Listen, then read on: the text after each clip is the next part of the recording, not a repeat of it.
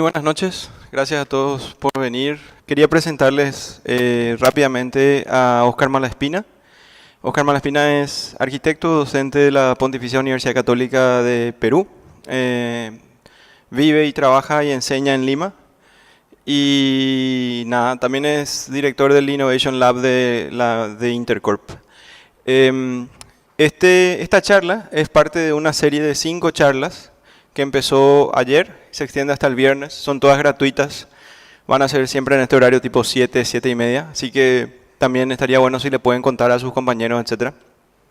Es parte de un proyecto de investigación sobre infraestructuras y transformaciones territoriales en el Paraguay, ¿verdad? O sea, estamos tratando de estudiar, investigar y trabajar sobre 3 regiones, Ciudad del Este, Encarnación y Filadelfia Chaco, ¿verdad? O sea, que tratar de establecer estudios urbanos y territoriales en esos lugares, que son los de transformación más dinámica del país en las últimas, no sé, 5 décadas probablemente. Entonces, sin más, la última cosa que teníamos que añadir es que Óscar es un gran amigo, fue compañero en el máster de Urban Design de la Universidad de Harvard y va a estar conversando hoy con nosotros de su trabajo, de lo que son sus intereses, su línea de tesis y algunas cosas que venimos haciendo juntos. Así que muchas gracias. ¿Qué tal? Buenas noches. Muchas gracias, Juanca, por la invitación. Hoy día les voy a hablar sobre un proyecto que investigué durante mucho tiempo. Yo soy de Lima, de Perú, y antes de empezar quisiera preguntarles, ¿quiénes de ustedes conocen Lima? Que levanten la mano, si alguno de ustedes conoce Lima. Están adelante. ¿Alguno? ¿Perú? ¿Alguien? Ah, por atrás. Uno. Ya, bacán. Entonces, vale la aclaración porque preparé algunos slides para presentar eso también, ¿no? Creo que entre paraguayos y peruanos nos parecemos mucho. Creo que nuestros países viven procesos de transformación territorial que están cambiando drásticamente nuestros países, ¿no? Hablamos el mismo idioma, tenemos culturas parecidas, estamos tan solo a 2.500 kilómetros el uno del otro, son 2 horas y media de vuelo, pero sin embargo también somos bastante diferentes, ¿no? Tenemos la cordillera de los Andes, ¿no? Que realmente hace que nuestras geografías sean radicalmente diferentes, ¿no? Y que eso de alguna manera condicione también la forma en cómo nosotros pensamos o cómo nosotros sentimos. Entonces les voy a presentar un ratito de dónde vengo yo, de Lima, y si uno pusiera Lima en imágenes, aparecería esto primero, ¿no? Y probablemente las 3 primeras cosas que aparecen en Lima es esto, es la Plaza de Armas, ¿no? Fundada por los españoles. Luego aparece la imagen de la metrópolis y luego la imagen del acantilado porque está al costado del mar, ¿no?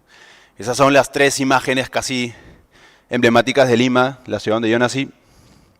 Pero si uno empieza a ver un poquito más arriba, ¿no? Empieza a ver este tipo de montañas, ¿no? Es una ciudad que está muy cerca de los Andes.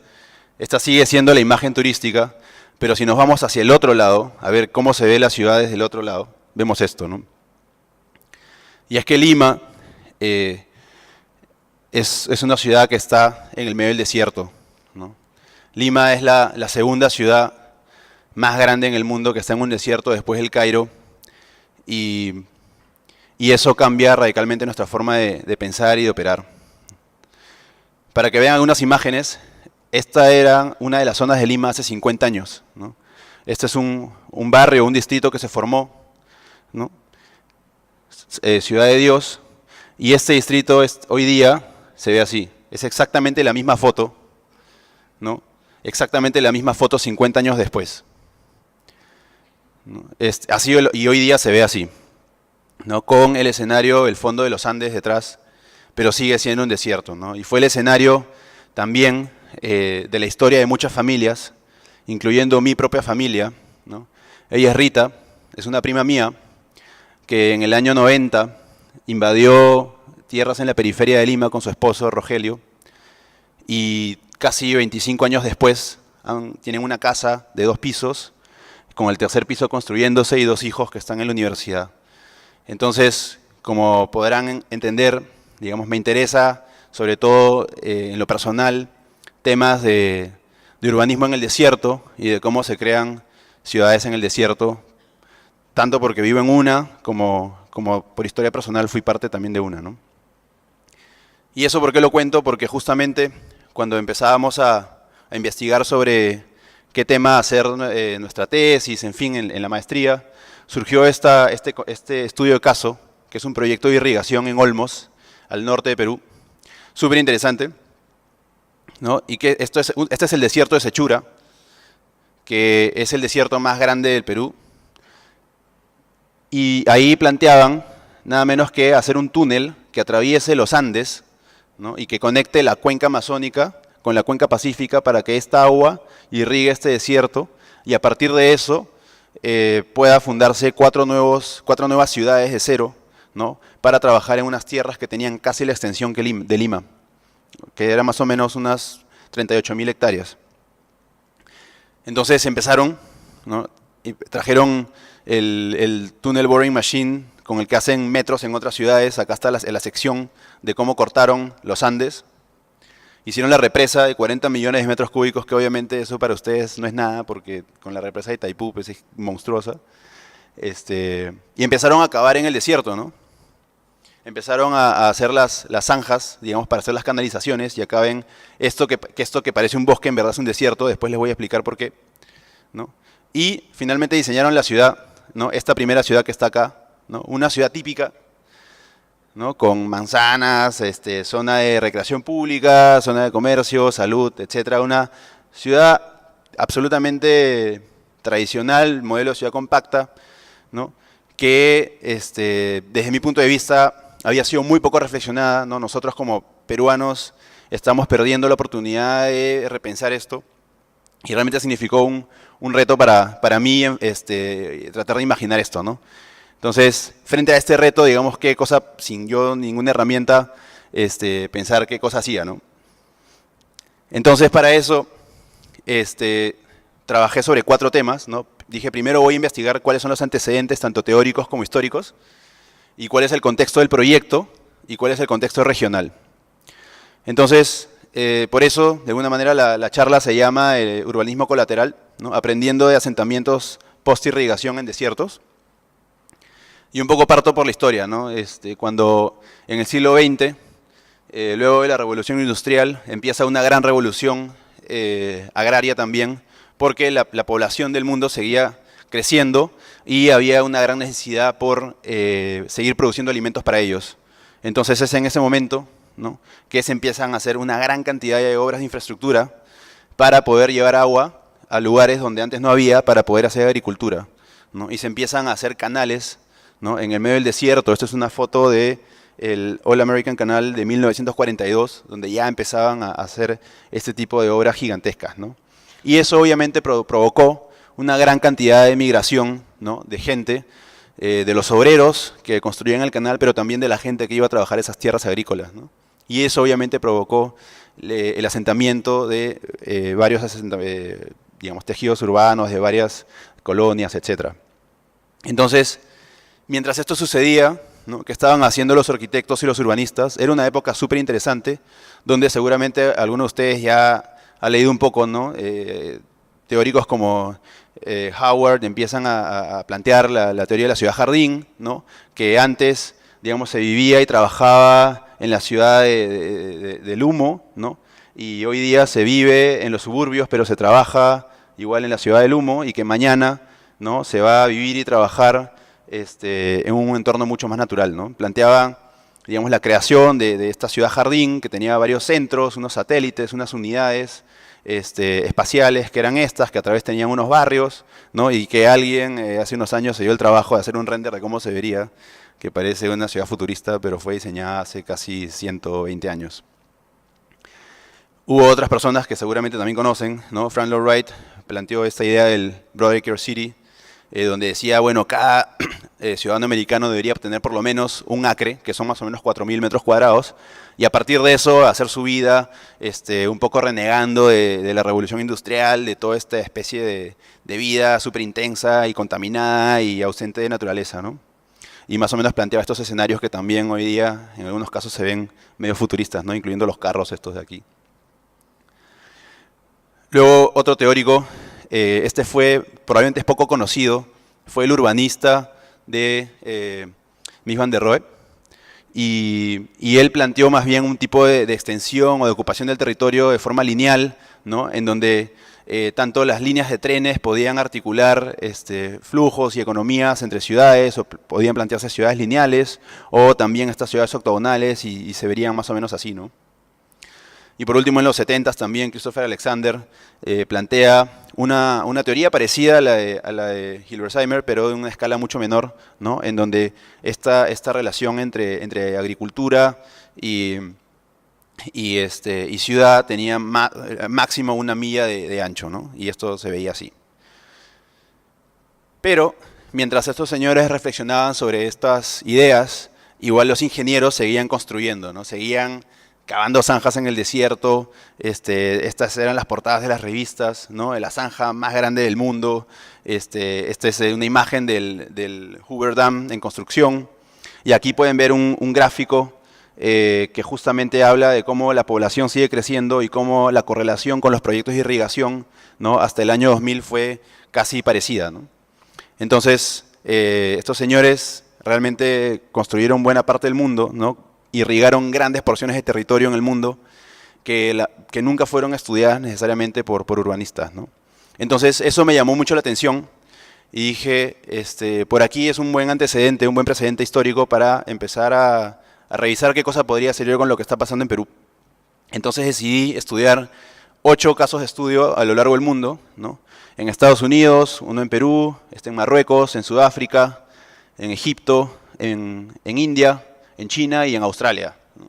Y un poco aprender qué cosa había pasado en estos lugares para ver qué pistas me daba, ¿no? No tanto de la visión teórica, que ya la había revisado, sino de una visión más real y de un proceso de urbanización que ya tenían por lo menos unos 30 o 40 años, ¿no? Entonces, en el caso, por ejemplo, del Imperial Valley, ¿no? En Estados Unidos, este gran proyecto de irrigación produjo una serie de asentamientos bastante pequeños, ¿no?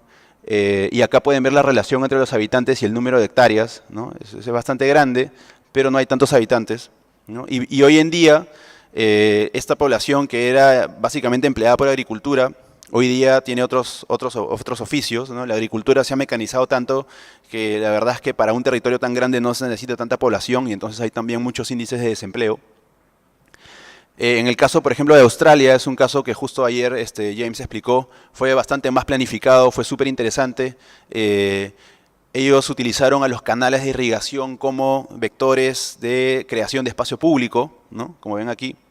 Y hoy en día es una de las ciudades o de las regiones más productivas y que más crece en Australia, ¿no? Y ven la relación nuevamente entre los habitantes y la cantidad de hectáreas que hay es mucho menor, ¿no?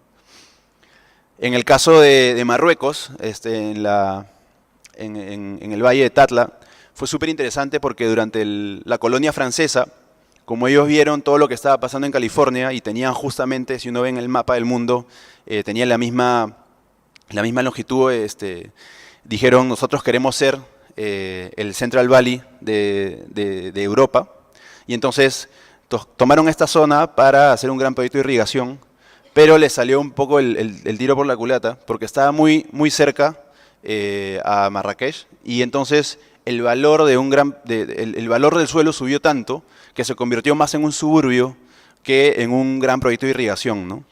Y además hubo bastantes fricciones porque, como ven aquí, había asentamientos ya tradicionales o indígenas en esa zona, ¿no? Las medinas. Y ven la relación nuevamente entre la cantidad de habitantes y la cantidad de hectáreas, ¿no? Entonces, este proyecto realmente se terminó urbanizando finalmente y hoy día sí tiene una componente agrícola, pero tiene fundamentalmente otras dinámicas que son mucho más metropolitanas.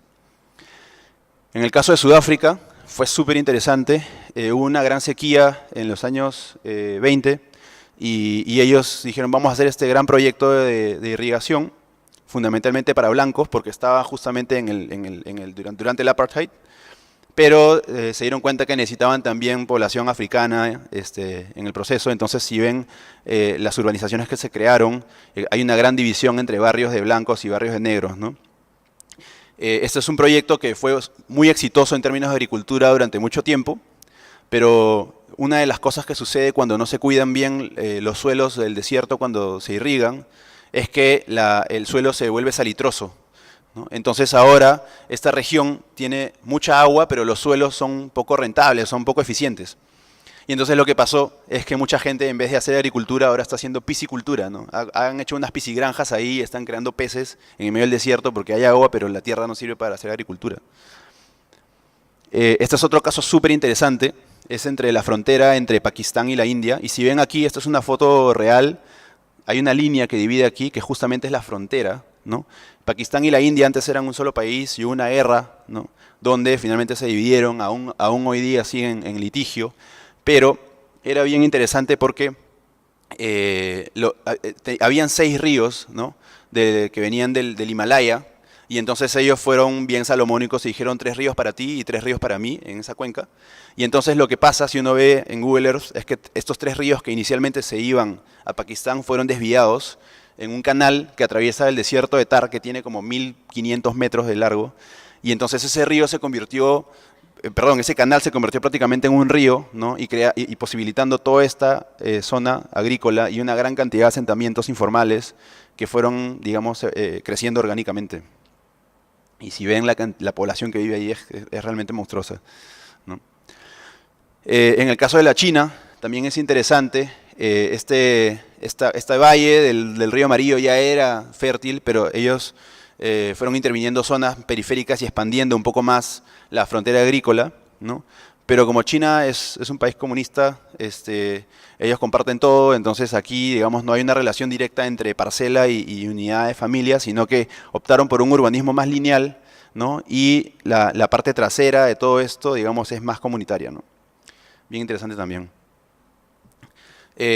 Perú tampoco se quedó atrás, tuvimos una dictadura en los años 70, que ejecutó grandes proyectos de infraestructura, y este es otro, el proyecto de Majes, ¿no? Que planteó un gran centro urbano, aquí como lo ven, ¿no? Y unas unidades de vivienda que tenían como 5 hectáreas por familia. Y planteó un crecimiento planteando un centro y creciendo que terminó por ser invadido, ¿no? Tal y como les conté, o sea, como Lima fue ocupada también informalmente, este proyecto también ha sido invadido informalmente y no ha de alguna manera seguido lo que se había planteado en un inicio, ¿no? En el caso del Valle del Nilo, ¿no? En Egipto, fue bien interesante porque también expandieron la frontera agrícola del Valle del Nilo y tuvieron una política bien interesante durante una crisis. Imagínense que ustedes están saliendo de la universidad y no hay trabajo para nadie, ni para abogados, ni para arquitectos, ni para marqueteros. Entonces ellos dijeron, en vez de que se queden desempleados, les vamos a dar a cada uno de ustedes una parcela agrícola y cada uno va a utilizar esto como si fuera su startup, ¿no? Y fue una política que en ese momento de crisis tuvo bastante éxito, entonces hicieron un barrio de gente muy educada, ¿no? Pero que fue orientada a la agricultura y ellos ahora exportan a Europa y les va bastante bien, ¿no? Y fue un proyecto de vivienda, como ven aquí, bastante bien pensado. Entonces, les he hecho un breve resumen así de algunos proyectos que fueron emblemáticos, ¿no? Y este es un mapa que de alguna manera resume, digamos, de cómo se evolucionó agrícolamente desde 1700 hasta el 2000, ¿no? Estas son todas las áreas que están, digamos, bajo producción agrícola en el mundo. Y mientras esto pasaba, ¿no? ¿Qué pasaba con los urbanistas? ¿Qué pasaba con los arquitectos? También habían obviamente problemas que atender y entonces ellos estaban fundamentalmente concentrados en las ciudades, en las grandes metrópolis, ¿no? Este es un gran proyecto urbano en Lima, ¿no? Pero, digamos, todo lo que les he mostrado antes realmente no respondía a un discurso académico o una preocupación, porque claro, los urbanistas tenían que preocuparse por las grandes metrópolis y por temas de transporte y vivienda social, etcétera, ¿no? Entonces, el problema, digamos, el centro de esto es que existe una dicotomía entre lo urbano y lo rural que creo que no es sana y que tiene que romperse de alguna manera, ¿no? Prueba de eso es, por ejemplo, esto, ¿no? Este es el Valle del Nilo. Y si uno lo ve de día, diría que este es un paisaje fundamentalmente rural, pero si uno lo ve de noche, es un paisaje fundamentalmente urbano, ¿no? Entonces, ¿cómo podemos evaluar, digamos, o responder a este tipo de situaciones, ¿no? Que nos plantean paisajes como este, ¿no? Que uno no sabe si son rurales o son urbanos. Entonces, que también fueron parte de los proyectos que les he mostrado, ¿no? Entonces, creo que hay que hacer un cambio, ¿no? De pasar de lo urbano a lo rural, ¿no? Más bien a entender a paisajes urbanizados, y por otro lado, entender que ya no se habla de la forma urbana, sino de procesos de urbanización que pasan en el tiempo, ¿no? Entonces, con eso, de alguna manera, he cubierto antecedentes tanto teóricos como históricos, y después pasé a evaluar o a revisitar el proyecto y un poco la región donde estaba trabajando.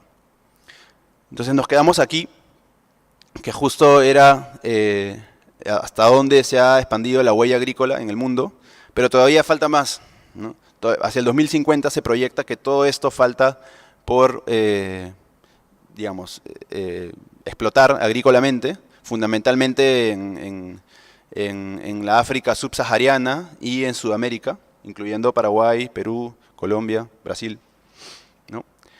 ¿Y por qué es esto? ¿No? Esta es una imagen de Arabia Saudita. Y en Arabia Saudita, ellos, bueno, como saben, tienen mucho dinero y mucho petróleo. Y decidieron que tenían pensado que hacia el 2012 ellos no iban a depender agrícolamente de nadie, ¿no? Entonces ellos iban a utilizar todo su dinero para cavar unos pozos que se iban hasta no sé dónde, para sacar agua, para que no dependan agrícolamente de ningún país ni importen nada. Eso obviamente terminó siendo un fracaso porque explotaron todas las reservas del acuífero de Arabia Saudita y terminaron finalmente siendo súper vulnerables, no solo en términos de seguridad alimentaria, sino también incluso del tipo de suelos que había pasado. Entonces, y esto pasó en varios países y llegan momentos en donde se dan cuenta de que realmente dependen, digamos, alimentariamente de otros países. Entonces, no tuvieron mejor idea que decir, no, mejor nosotros vamos a comprar grandes porciones de tierra en otros países, ¿no? Vamos a producir ahí los alimentos y luego los vamos a traer. Y eso no responde a un proceso de importación y exportación, porque justamente como tú, como país, estás comprando en otro país 2 millones de hectáreas, finalmente lo que estás haciendo es una operación logística. Entonces, este comportamiento fue hecho por muchos países y por muchas empresas, ¿no? Y realmente ha como explotado una especie de carrera de quién compra más, en dónde, ¿no?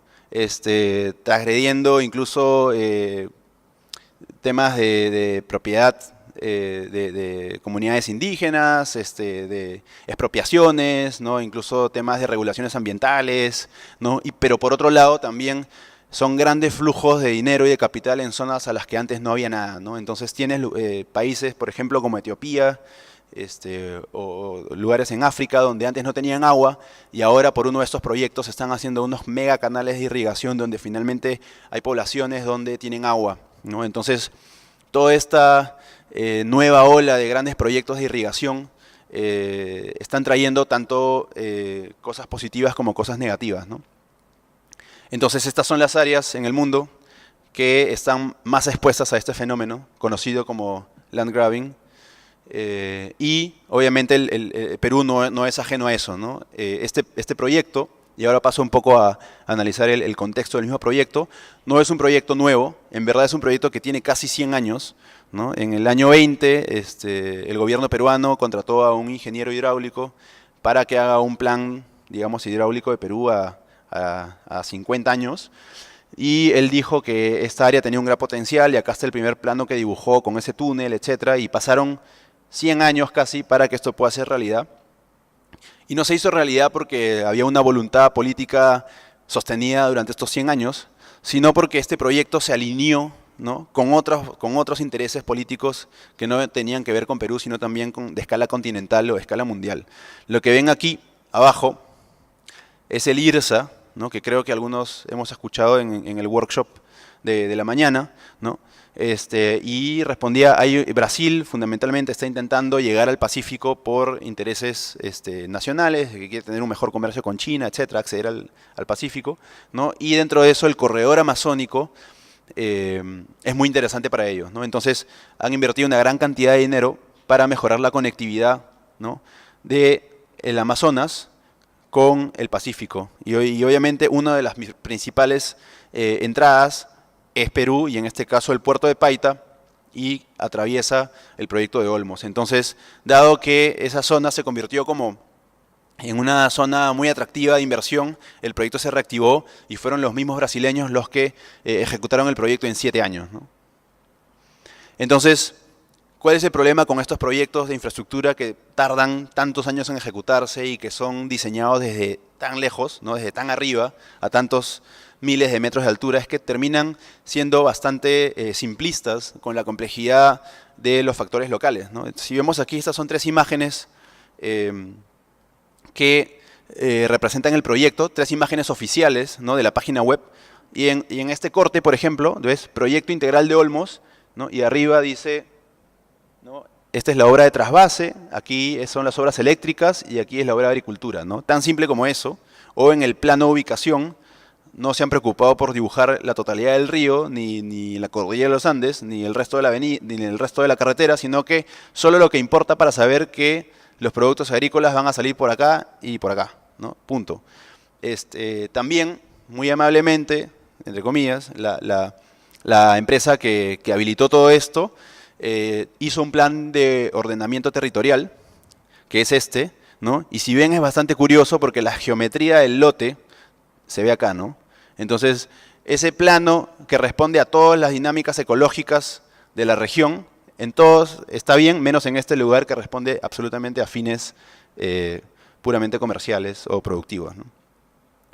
Entonces, un poco la conclusión y la crítica que iba teniendo frente a este proyecto es que sufre de hipermetropía, ¿no? Es esta enfermedad o esta condición de la vista que te permite ver bien de lejos, pero no te permite ver bien de cerca, ¿no? Porque justamente era reduccionista de las complejidades locales, ¿no? Y lo que terminaba haciendo este modelo, ¿no?, era así. O sea, tú necesitabas una población de gente que llegue al lugar a trabajar, que trabaje con el agua que venía de las montañas y que finalmente saque productos agrícolas, ¿no?, para el comercio extranjero, ¿no? Entonces, inmigrantes, agua y suelos eran vistos como un recurso necesario de este proyecto. En el caso de este primer elemento, veíamos que las poblaciones que llegaban, lo que habían pensado para ellos, el plano de la ciudad que les mostré, tenían un modelo de urbanización estático y no competitivo. ¿Y por qué? Justamente, como les mostré en esta investigación que hice a escala mundial, en el caso de Majes y Arequipa, encontré cosas bien interesantes, ¿no? Lo que pasó con este proyecto fue que el modelo de ciudad compacta hace que la mayoría de inmigrantes que llegan a esa zona son gente en extrema pobreza y de condición rural, ¿no? Entonces, a alguien que ha estado acostumbrado a vivir en una granja y que la mayoría de las habilidades que ha desarrollado son en torno a la chacra, ¿no?, ¿cómo se dice chacra acá? A la granja, a la tierra, a la agricultura, o a sus carneros, o a sus gallinas, automáticamente lo pones en un lote de 8 por 20 que tiene un garaje, ¿no?, o una cochera. Entonces, ellos terminan siendo absolutamente dependientes de la única actividad productiva que ellos pueden generar, que es, digamos, trabajar en la tierra, pero no pueden generar nada más porque el patrón de asentamiento urbano no está acorde a las habilidades que ellos tienen, y no plantean ningún proceso incremental de desarrollo, tanto urbano como económico y de habilidades. ¿Y esto qué pasó? En el tiempo, en el caso de Majes, igual ellos necesitaban requerían la necesidad de seguir produciendo, entonces finalmente todos esos garajes terminaron convirtiéndose en unas tienditas, en unas bodegas, pero al costado de una tienda tenías otra, ¿no? Entonces finalmente nadie colaboraba con el otro y terminó promoviéndose o, digamos, por inercia propia, creándose un individualismo y no había ningún sentido de comunidad, ¿no? Esto sumado a que, claro, si todos vienen de un lugar que no es el mismo, porque todos son colonos, si no hay estructuras tanto físicas como sociales que te permitan generar un sentido de comunidad, pues nunca se genera, ¿no? Y por último, el modelo de ciudad compacta, los urbanistas que pensaron esto, dijeron vamos a hacer un centro y luego el centro se va a ir expandiendo, ¿no?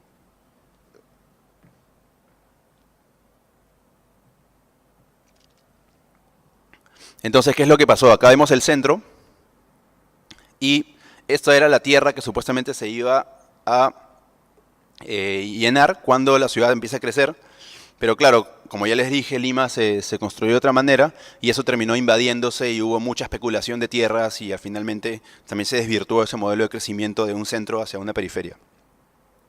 En el caso del modelo productivo, había exclusión económica y local porque fueron bien audaces la gente que diseñó esto. Diseñaron unas parcelas que tenían 250 hectáreas o 500 hectáreas, donde el costo era de 4.25 millones de dólares cada una, pero invitaron a todos a comprarlas, ¿no?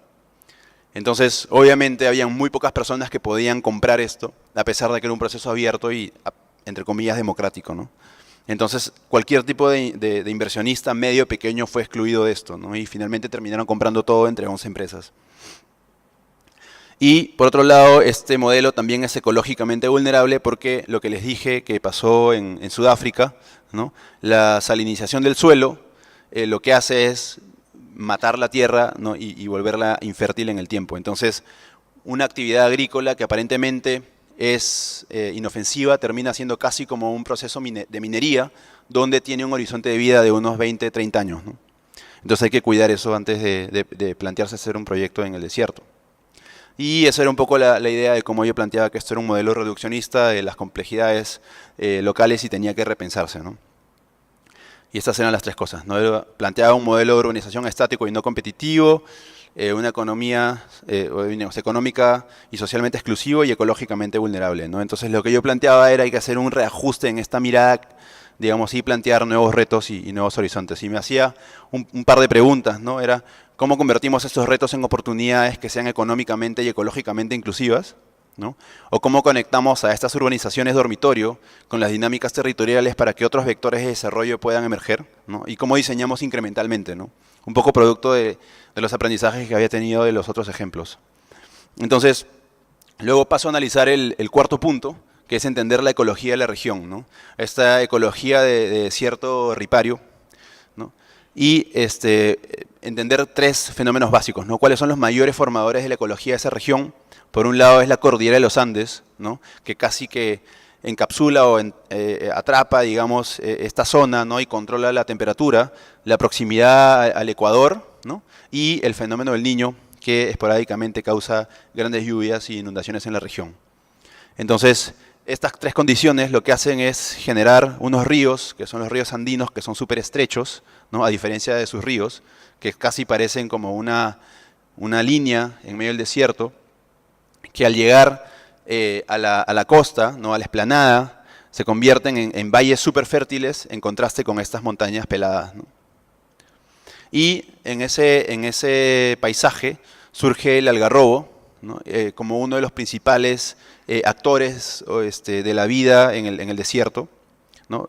Y entonces me interesé muchísimo en el algarrobo y fue súper interesante encontrar que, claro, es un árbol de los que consideran como árboles alfa, porque sus raíces miden de 50 metros de ancho por 60 metros de profundidad y basta que un algarrobo tenga contacto con el agua para que se tejan con otros algarrobos y le pase a través de las raíces la humedad y todos los nutrientes, ¿no? Además de eso, estas raíces que son en horizontal tienen unos pelitos que van muriendo en el tiempo y esos pelitos se convierten en una materia orgánica que finalmente hacen que el suelo del desierto se vuelva fértil para la agricultura, ¿no? Entonces, el algarrobo, esto es uno de estos árboles que son los que generan la vida en el desierto y esta vista es una paradoja, ¿no? Porque esto es un desierto, pero es un bosque al mismo tiempo, ¿no? Y es el bosque seco de algarrobos que se ve verde por arriba, pero en verdad por debajo es un desierto. Entonces, íbamos agregando complejidad a este contexto, tanto por el contexto económico, histórico, ¿no? Pero qué hacer, y encima venía más complejidad porque cada 15 años llueve como loco en el desierto, ¿no? Y lo que pasa con esta lluvia es que genera inundaciones en el desierto, ¿no? Y genera lagunas, que genera ecologías efímeras, ¿no? Pero que también se convierten en inundaciones en otros lados, ¿no? Y estas son, como ven, cada 15 años, ¿no? Entonces, me empecé a interesar también en este fenómeno que ocurría hace miles de años y fue interesante encontrar esto, ¿no? Si ven, Si ven aquí, esta es una foto de uno de los monumentos arqueológicos, que es un canal que construyeron los Chimú en el 600 después de Cristo. Y cuando empecé a leer sobre cómo colapsó esta cultura, colapsó por un gran fenómeno del Niño, ¿no? Entonces ahí empecé un poco a preocuparme y dije, oye, esto es medio serio. O sea, realmente puede llover tanto que una cultura entera puede colapsar. Y entonces empecé a investigar las causas de por qué esta cultura había colapsado, ¿no? Con este fenómeno del Niño. Y a empezar a preguntarme si es que realmente el Niño era un desastre natural o era un fenómeno producido por el hombre, ¿no? Y en un libro encontré que justamente en una época de auge los Chimú empezaron a deforestar algarrobos, ¿no? Con un poco entendimiento del paisaje porque fueron conquistados por otra cultura, ¿no? Y finalmente esta gran deforestación hizo que los algarrobos no pudieran estabilizar el suelo y cuando vino ese mega niño, finalmente lo que causó fue un desnivel de 1% de grado en ese canal y entonces no llegó el agua a sus cultivos y murieron de hambre. Entonces, cuando iba leyendo esto, cada vez me preocupaba más y no sabía bien qué hacer, pero de alguna manera ya había hecho un check y lo único que había aprendido de esto era, bueno, el algarrobo en verdad es mucho más importante de lo que yo pensaba y entonces hay que hacer algo con el algarrobo, ¿no? Entonces ahora empieza un poco más la parte proyectual, ¿no? Donde trato de responder a algunas de las preguntas que me estaba haciendo y para empezar a diseñar un proyecto urbano hago zoom out hasta esta escala, ¿no? Y planteo una estrategia forestal. Hoy en día seguimos viviendo un gran proceso de deforestación en Perú, como muestra la foto de aquí. Esta foto es actual, ¿no? Porque los comuneros de esa zona encuentran que hay un valor económico en cortar el algarrobo y convertirlo en leña, ¿no? ¿Cómo se llama? Leña para las parrillas, etcétera, o para sus cocinas, que conservarlo, ¿no? Entonces, en la estrategia que yo planteaba, necesariamente tenía que entender esa necesidad de los pobladores locales y encontrar una actividad económica que tenga mucho mayor valor al carbón, ¿no? Al carbón que se producía con el algarrobo. Entonces, leyendo varios papers, encontré que justamente de las semillas del algarrobo se podía hacer etanol y que plantear una industria de etanol no implicaba cortar el árbol, ¿no? Entonces, también encontré cómo los antiguos peruanos cultivaban otros productos en esas tierras fértiles que justamente producidas por el algarrobo, pero que con un índice de sombra podían producir zapallos y maíz y áchira y otras cosas que hay en Perú. Entonces, con eso planteaba también una estrategia de uso y reuso de aguas, ¿no? Para evitar la salinización del suelo en ese territorio, que es que venía, por ejemplo, el agua de aquí las represas. Por un lado venía el agua a la zona de cultivos y esa agua se recogía, ¿no? Y se utilizaba para otro tipo de cultivos como el algodón, por ejemplo. El algodón es una planta que resiste mucho más el agua salitrosa. De igual manera también venía el agua y se iba a la ciudad y esa ciudad, digamos, tenía unas lagunas de oxidación y también conducían el agua a esto mismo. Y luego eso se iba a invernaderos donde se criaban algarrobos y finalmente terminaba en unas pozas de evaporación, con lo cual se evitaba que haya la mayor cantidad de inyección de agua en el desierto y con eso, digamos, la vida de esa huella agrícola sea superior a 50 años. Entonces empecé a mapear dónde están esos algarrobos, ¿no? Y este es un mapa de donde está la densidad de los bosques secos en esta zona. Y había mucho mayor densidad cerca de donde empieza la cordillera de los Andes, ¿no? Tenían unos gradientes que iban desde unos 4 o 5 algarrobos por hectárea hasta 400 o 500 algarrobos por hectárea, ¿no? Y entonces eso empecé a superponerlo con varias capas, ¿no? El bosque seco y la topografía, ¿no? El bosque seco y los paisajes antropizados, que eran fundamentalmente las ciudades, los canales de irrigación y la actividad agrícola, ¿no?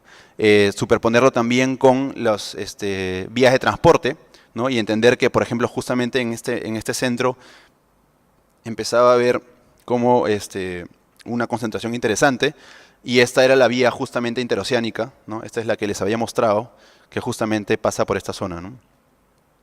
Y que esa vía también significa una una amenaza de alguna manera porque toda carretera genera procesos de urbanización, ¿no? Y estas son la cantidad de asentamientos humanos que se han hecho en los últimos 10 años a lo largo de esa carretera, ¿no? Y también empecé a mapear futuras carreteras, había esta, ¿no? Que conectaba este punto con este punto para que salgan más rápido las cosas por este puerto, ¿no? Y por otro lado, la mayoría de toda la hidrología de la zona, que era bastante compleja, como ya les expliqué, por estas lluvias, etc. Y había un fenómeno bien interesante, ¿no?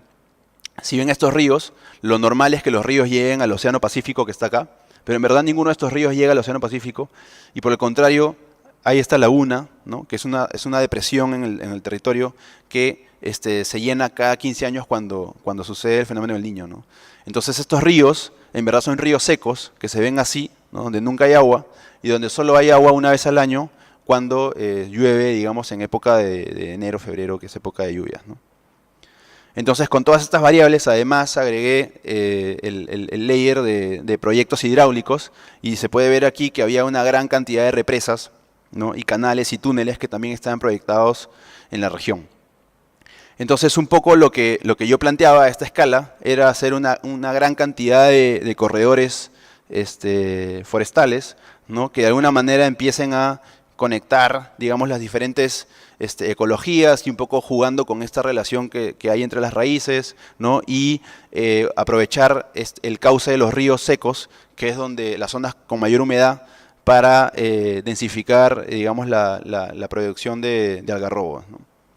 Y entonces, luego de esta estrategia territorial, escogía este transecto, ¿no? Que iba desde la costa hasta los Andes, y empecé a revelar qué tipo de potencialidades había, ¿no? Y entonces estas fotos que ven abajo son cosas que suceden desde el Pacífico hasta los Andes, y había un gran potencial ecoturístico, ¿no? De plantear rutas aquí, albergues, etcétera, comercio, ¿no? Todo orientado al turismo, digamos, en un eje que de alguna manera te revelaba el paisaje desde la costa hasta los Andes, ¿no? Y entonces, fundamentalmente, el proyecto se centraba en esta zona, que era la escala del valle, ¿no? Donde, siguiendo un poco la línea de la estrategia forestal, se incorporaba, ¿no?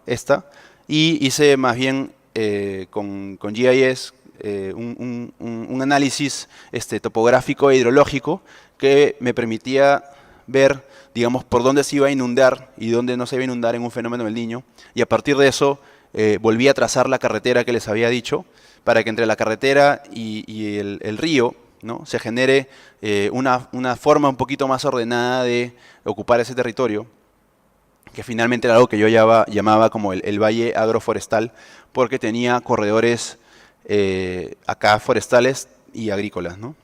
Entonces las zonas de concentración urbana principales eran en esta zona, que estaba en el cruce con la carretera panamericana, que es la que une a todo el país, y esta de aquí, que es la zona donde yo planteaba reubicar a la ciudad que antes estaba aquí, ¿no?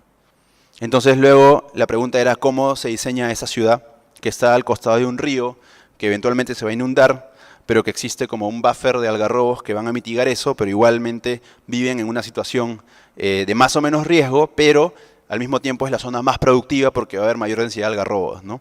Y son esas paradojas que siempre hay, ¿no? Las ciudades más productivas son las que están expuestas ya sea a terremotos, inundaciones, ¿no? El caso de Bangkok también es un poco en la misma línea, pero ahí están. Entonces lo que hay que hacer es plantear una estrategia inteligente y resiliente que permita diseñar con los desastres, ¿no? Entonces hice un análisis hidrológico, y estas vías que ven aquí son los puntos más bajos por donde iría el agua en una eventual inundación, ¿no? Entonces lo que se me ocurrió fue el terreno de la ciudad naturalmente va a desaguar por estos 3 puntos, ¿no? La topografía del lugar, o sea, una topografía de desierto muy plana, naturalmente va a desaguar por estos 3 puntos, y entonces lo que voy a hacer es, siguiendo un poco la geometría de la topografía, voy a plantear ahí unos grandes corredores forestales, ¿no? Un sistema de parques lineales que sean áreas de conservación para que un eventual fenómeno del Niño, digamos, estas sean las áreas que se inundan y se saturan y que desaguan rápidamente a esta zona, ¿no? Y entonces a partir de eso planteaba una serie de corredores urbanos, ¿no? Que tenían agricultura en el medio mezclado con algarrobos para que las familias puedan recolectar estas semillas y llevarlas a la planta de etanol, ¿no? Entonces esto más o menos se veía así, ¿no? Y luego planteé una estrategia también incremental, o sea, no planteaba la idea que sea una ciudad desde el día 1, sino que sea más bien estos corredores como dedos urbanos y que si es que habían suficientes dinámicas económicas, urbanas, etcétera, esto podía aumentar y podía empezar a generar conexiones más transversales entre estos centros. En una etapa tercera también podían empezar a articularse en el otro lado, y en una eventual cuarta etapa esto podría convertirse en una ciudad más compacta, digamos, salvando a estos corredores forestales, ¿no? Y esto era un poco los layers que habían, digamos, en cada urbanización. Y una urbanización en el día 0 se veía así, ¿no? Estos son los corredores urbanos, había agricultura en el centro y habían estos bosques, digamos, que servían para que la gente recolecte estas semillas, ¿no? Entonces también planteé un sistema de manzanas, de tipologías, que permitían una relación dual, ¿no? Entre unos espacios públicos al interior que eran mucho más comunitarios y de una escala mucho más humana, y por otro lado era una relación obviamente mucho más grande con el paisaje, ¿no? Entonces lo que permitían estas manzanas eran crear y articular, digamos, peatonalmente, ¿no? Manzanas de manera que no se sientan que estaban en un terreno súper vasto, sino que había cierto sentido de escala humana y de escala comunitaria, ¿no? Y espacios, en cada una de estas esquinas habían espacios comunitarios, y entonces de esos espacios comunitarios podías ver hacia el centro, digamos, estos bosques de algarrobos y hacia el otro lado la agricultura, ¿no? Entonces ese diagrama que mostré al inicio donde había el modelo reduccionista, yo lo reemplazaba por esto, ¿no? Y digamos, convertía esto en un sistema más dinámico en donde habían 3 actores principales, ¿no? Por un lado había el lote agrícola, por otro lado había la zona de ocupación, digamos, de paisaje urbanizado, y por otro lado estaba el bosque y los árboles, ¿no? Entonces, mientras que la zona urbana, ¿no? Proveía de mano de obra, ¿no? A esta zona, y el bosque de vuelta, o sea, esta zona les daba un salario que se convertía, digamos, en la inversión de capital para que la gente genere sus propias economías porque estaban en contacto con el bosque, ¿no? El bosque a sí mismo generaba protección contra el viento y la estabilización del suelo a esto de aquí, ¿no? Y por otro lado, esto de aquí le llevaba agua con el cual el bosque podía seguir creciendo y digamos, expandiéndose, ¿no? Entonces, había una serie de sinergias entre ellos donde actores, tanto del sector privado como del sector público, tenían roles trascendentales, digamos, para que este modelo sea sostenible, ¿no?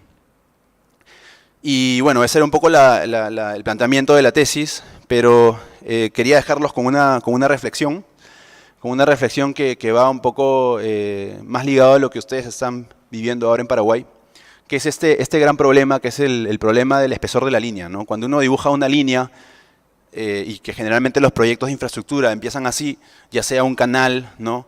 Una línea de alta tensión, una carretera, etcétera, se dibujan a 10.000 pies de altura, pero terminan generando un gran impacto, ¿no? Cuando aterrizan en el lugar, ¿no? Entonces, era un poco esta reflexión de que las decisiones hechas a distancia no necesariamente se acomodan a la realidad local cuando se implementan. Pero también surgen este tipo de piecitas, ¿no? Que son interesantes, que hay externalidades, ¿no? Que nosotros podemos aprovechar. En el caso de la ciudad de Olmos, surgió como una externalidad, ¿no? Que era necesaria para explotar esas tierras agrícolas, pero que nosotros como diseñadores podemos empezar a resignificarlas y finalmente volverlas, digamos, parte de las dinámicas económicas, ecológicas y sociales de la región.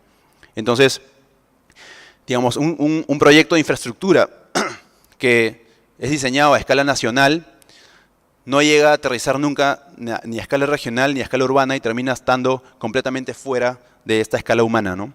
Y genera fundamentalmente problemas sociales y ambientales. Entonces, la pregunta es cómo nosotros, ¿no? Podemos hacer un ajuste de escala, ¿no? para que esta infraestructura se vuelva más humana, ¿no? Y pueda anticipar los problemas sociales y ambientales, ¿no? Y es ahí que creo que el rol de los diseñadores es un poco hackear, ¿no?, estos proyectos de infraestructura para volverlos social y ecológicamente más inclusivos. Y cuando vemos Paraguay, vemos que lo que está pasando en el Chaco, ¿no? Hay un gran acueducto que se está haciendo, son zonas de explotación de petróleo, ¿no? O en el caso de Encarnación, que va a pasar un tren, el tren de la soya, o en la Triple Frontera, ¿no?, que también hay varias propuestas de trenes y otras cosas, ¿no? Son territorios que ahora se están transformando muy rápidamente y que realmente están necesitando de esfuerzos de repensarlos, analizarlos y plantear soluciones, porque creo que todavía se está a tiempo de anticipar los grandes problemas que estas cosas pueden causar si es que no se piensan a tiempo, ¿no? Y bueno, eso creo que es todo. Gracias.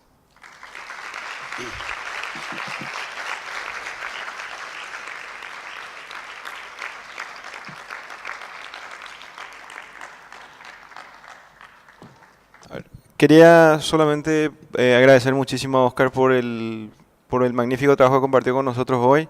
También a James. Resulta muy interesante ver cómo el trabajo de ellos está proponiendo una expansión en la forma en que entendemos el urbanismo o en lo que entendemos por temas urbanos, ¿verdad? Me parece sumamente interesante eso.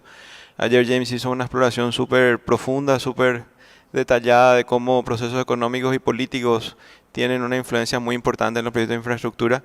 Y hoy Oscar hizo una reflexión muy elaborada de cómo aspectos que no están quizás muchas veces en la noción clásica de lo que entendemos como urbanismo o como el oficio de un diseñador, como por ejemplo preocuparnos de obras de infraestructura, preocuparnos del desarrollo a escala regional o territorial.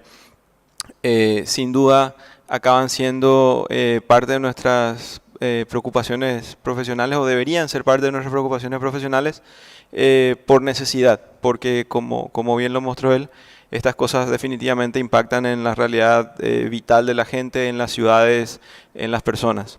Así que muchísimas gracias. Esto sigue mañana, sigue de vuelta, avisos parroquiales si la gente no escuchó al comienzo. Esta charla es parte de un ciclo que se llama Infraestructura y Transformaciones Territoriales en el Paraguay, que empezó el lunes. Mañana tiene una presentación genial también de Roxana Tapia, es una arquitecta súper talentosa de Bolivia. Y sigue hasta el viernes, tipo va a ser siempre a esa hora, 7, 7 y cuarto. Así que sí, contamos con ustedes mañana y agradecemos que le avisen a sus compañeros. Genial, muchas gracias.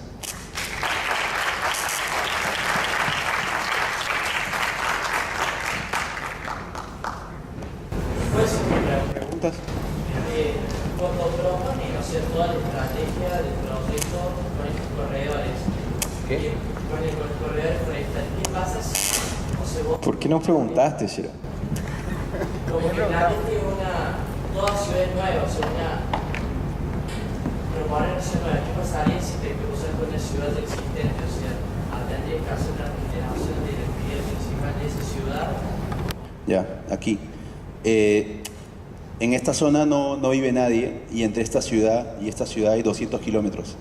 Entonces, la posibilidad de utilizar esta excusa, digamos, para regenerar una de estas ciudades era inviable, porque básicamente de aquí hasta aquí demoraba como 1 hora y media, algo que para, digamos, los inversionistas y la región no consideraban sostenible en el tiempo, ¿no? Porque hacer una dinámica tan fuerte entre esto iba a igual generar procesos de organización alrededor de esto, ¿no? O sea, se quiera o no, iba a pasar algo en esta zona, ¿no? Entonces, un poco la idea era como tomar al toro por las astas y decir, bueno, ¿cómo debe ser esa ciudad de cero, ¿no?, en esa zona? ¿Respondí la pregunta? Sí. No sé, yo en realidad quería saber qué pasa si te encontraran en la situación de que allá hay ciudades existentes, o sea, ¿qué propondrías? ¿Qué propondría yo? Claro. No, entonces eso es otro proyecto. Si hay una ciudad ya consolidada, se supone que tiene una actividad, Sí, o sea, principal, por lo menos. sí. Si vos con esto querés proponer otro tipo de actividad principal, que es la reforestación de ríos y todo lo que conlleva, cómo lo mimetizas, digamos, cómo integras. Claro, no, tendría que hacerse una estrategia mucho más cuidadosa, incluso de que estos bosques sean parte de espacio público, hacer una cosa mucho más extendida. O sea, yo creo que sería muchísimo más complejo que hacer algo de cero, digamos, para que sea exitoso, ¿no? Pero sí, eso es otro proyecto.